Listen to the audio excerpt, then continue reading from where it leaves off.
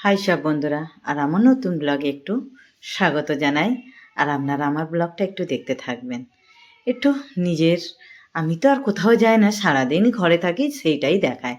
ওটা হচ্ছে সকালে চা চা করব। এখন চা শেষ হয়ে গেছে, খালি দুধটাকে জাল দিয়ে বসে রেখেছি, চাটা নিয়ে এসে আবার চা ফুটিয়ে খাবো। আর এই যে এটা হচ্ছে স্যুপ আমার কর্তার জন্য। আমার কর্তা না শরীরটাকে এবার বাগিয়ে খারাপ করেছে, এত শরীর খারাপ করে ফেলেছে। ওর এখন 3 দিন বিনা না খেয়ে থাকতে হবে, ওকে শুধু সেলাইন দিয়ে রাখতে হবে, 2 বেলা সেলাইন দেবো। একটা ছোট্ট ডাক্তারখানা আছে, ওনার নিজস্ব ক্লিনিক খোলা আছে। উনি এই বড় পাশ করা ডাক্তার, কিন্তু বড় বড় রোগ ভালোই দেখেন। প্যানক্রাইসটাও বড় রোগ জানেন, যারা মদ খায় তাদের ঘরে বেশি হয়, আর যারা ঝাল বেশি খায়, রিচ খায়, তাদেরও হয়। তো যাই হোক, আমার কর্তাকে নিয়ে আমি এখন শেষ মুহূর্তে আমাকেই যেতে হলো একটু হসপিটালে। আর এই কুকুরটার সঙ্গে একটু গল্প করছিলাম, আমার বর এগিয়ে চলে গেছে জানেন। তা ওকে বলছি, কি রে সারা রাত ধরে চেল্লে চেল্লে এখন তুই রেস্ট করছিস বলে। আর এই আমি এগিয়ে যাচ্ছি, আর এটা হচ্ছে আমাদের সোসাইটির মন্দির। তা আমার কর্তা এগিয়ে গিয়ে রাস্তায় বসে আছে, রাগ করে আমি ওর সঙ্গে যেতে চাইছি না। মানে এক এক সময় না ধিক্কার লেগে যায়, যতই হোক হাজার স্বামী, করতে হবে সে তো জানি, আমাকেই করতে হবে। তো ওকে হসপিটালে নিয়েছে, নিজের জন্যও একটু করলাম। জানিস, যাদের 40 বছর পেরিয়ে গেছে, তোমরা না 6 মাস ছাড়া একবার করে বডি চেক আপ করবে নিজের জন্য। জানেন, যতই স্বামী হোক, ছেলে হোক, মেয়ে হোক, অসুখে পড়লে জানেন ওরা কিন্তু বিরক্ত হয়ে যায়, ওরা বোর হয়ে যায়। নিজের জন্য মানে স্ট্রং থাকতে থাকতে নিজের জন্য কিছুটা ভাববেন। আর ওই যে স্যালাইন চড়িয়ে দিয়েছে, লাস্টে আমাকেই আনতে হলো। ডাক্তারের সঙ্গে কথা বললাম, 2 দিন ধরে গ্যাসের ওষুধ নিয়ে গেছে, কিচ্ছু হয়নি। আমি বারবার বলছি তোমার প্যানক্রাইটিসের প্রবলেম, তুমি ওইটা বলে ওষুধ নিয়ে আসো, কিছুতেই শুনলো না। আর সারা রাত কালকেরে মানে এত যন্ত্রণা আচার খেয়েছে, লাস্টে আমাকেই আসতে হলো। এসে ব্যালকনিটা এসে দুঃখের মতো দাঁড়িয়ে আছি। তবুও এই যে ফেসবুকে কাজ করি কিছুটা, সেখান থেকে ভাবলাম চলো একটু ক্লিপ নিয়ে নিই। আর ওই যে দেখুন, এই জায়গাটা না আমার অনেক দিনের চেনা। এই যে ওই ফুটপাথটা না, তখন এরকম 2-1 জন থাকতো, এখন দেখুন না ধীরে ধীরে জায়গাটাকে দখল করে নিই।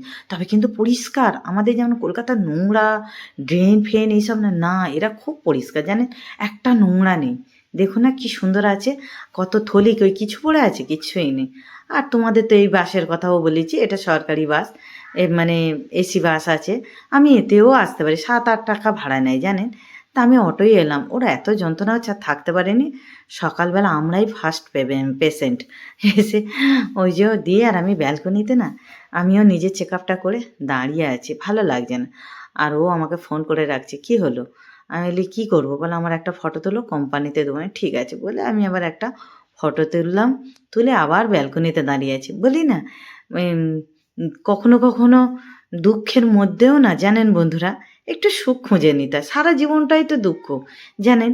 যার বাড়িতে স্বামীদের কাছে যারা স্ত্রীরা কোনো দিন সুখ পায় না, একটু ছোট ছোট সুখ খুঁজে নেয়, তবে বলে বেশি সুখ নয়, অল্প স্বল্প খুঁজে নেবেন। যাই হোক, হসপিটালটা না, ওইটাই ডাক্তারখানা থেকে এসে ওই যে এবার একটু নিস্তেজ হয়েছে। সারা রাত যন্ত্রণায় আছাড় খাচ্ছিল জানেন। এরকম প্রায় দিন হয়, ওকে মানা করলে শোনে না। ওই যে পা ভেঙে গিয়েছিল, পায়ের অবস্থাতে কিছুদিন একটু শরীর সুস্থ হয়েছে, বাগিয়ে মদ খেয়েছে, বাড়িতে মার পেট ঝগড়া অশান্তি, কোনো কিছুতেই বাগ মানে না। তা যাই হোক, ওকে নিয়ে এসে আমি একটু দুপুরবেলা ভাত খেলাম, সেটা আর দেখালাম না। এবার আমি লাইভ করব ফেসবুকে, তা একটু সাজছি। এই যে দেখুন, না সাজলেও একটু ভালো লাগে না তাই না, এরকম লাইভে তো বসা যায় না। তবু না এখন করে আমি নিজের জন্য একটু একটু সুখ খুঁজে বেড়াই। হয়তো আর পরে পাবো না, 40 বছর পেরিয়ে গেল, আবার কবে পাবো? সেই জন্য প্রত্যেককে বলছি, ছেলেই হোক মেয়েই হোক, যারা সারা জীবন দুঃখী, তোমরা নিজেদের জন্য একটু হলেও সুখ খুঁজে নাও। আর পরে পাবে কি না পাবে না, এই পৃথিবীতে আর থাকবে কি না থাকবে না, সেই জন্য বলি। এই যে দেখুন না, আমি ক্যামেরা নিয়ে সেজেগুজে একটু করে দেখছি।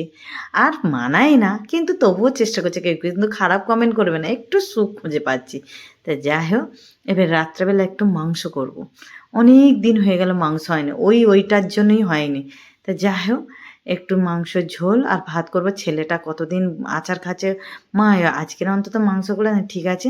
আর ও তো খাবে না, ও খালি স্যুপ খাবে, খেলে খাবে না খালে খাবে, কেননা ওকে সেলাইন দিয়ে দিয়েছে, তার দরকার নেই, 2 বেলা এখন সেলাইন চলছে বলে। একটু আলু দিয়ে মুরগির ঝোল করলাম, অনেক দিন হয়নি। তা সেই জন্য বলি, যারা একটু সারা জীবন তো দুঃখী তো আছিস, প্রত্যেক সংসারে আছে, নিজেদের জন্য একটুখানি সুখ খুঁজে নিও। আমি এখন চেষ্টা করছি, আগে করতাম না, করে করে আজ আমার সময় কখন পেরিয়ে গেছে।